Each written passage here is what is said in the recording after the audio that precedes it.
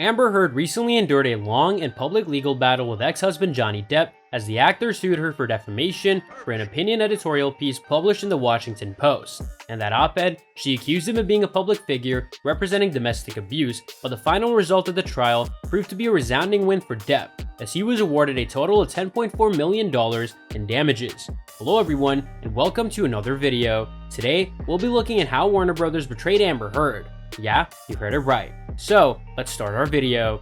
Heard's connection to the Aquaman franchise for her role as Mera ended up becoming entangled in the trial as spoiler-heavy plot points, pay details, and talks of a potential recast came to the forefront. Many have since begun to commit to boycotting December 2023's Aquaman and the Lost Kingdom, as the divisive actress reportedly maintains around 20 minutes of screen time in the sequel.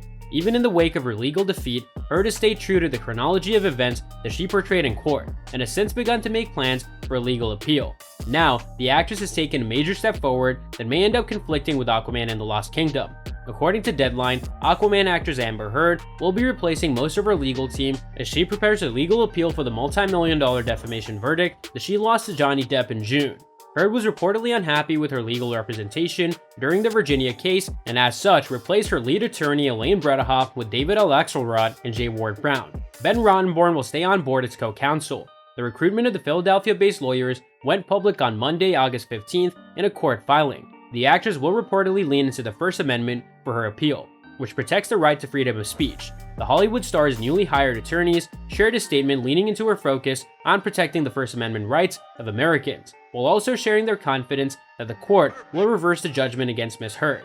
The case may be back in court in front of a judge and jury when Aquaman and the Lost Kingdom is playing in theaters from December 25th, 2023.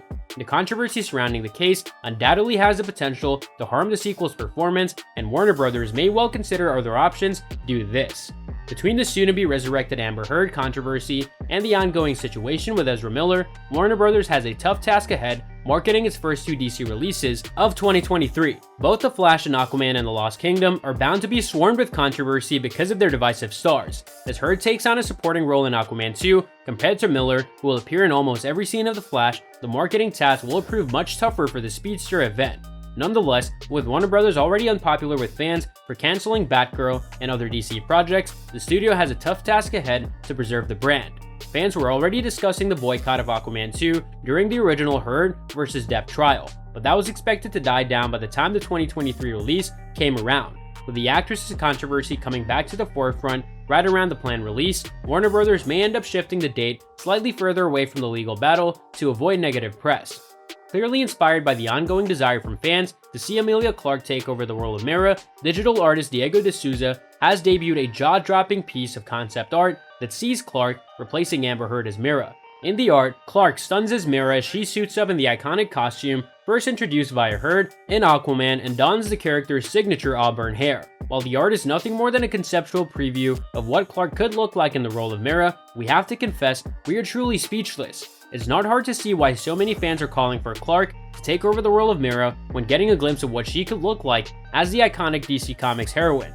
Although there seems to be an eagerness from fans to see Emilia Clarke take on the role of Mera for the upcoming Aquaman sequel, Warner Bros. Discovery has not announced any plans to recast the role, though execs did confess to considering the move. While testifying during the Johnny Depp Amber Heard trial earlier this year, president of DC Films Walter Hamada revealed that there have been conversations about recasting the role due to an issue of chemistry between Heard and the film's lead Jason Momoa.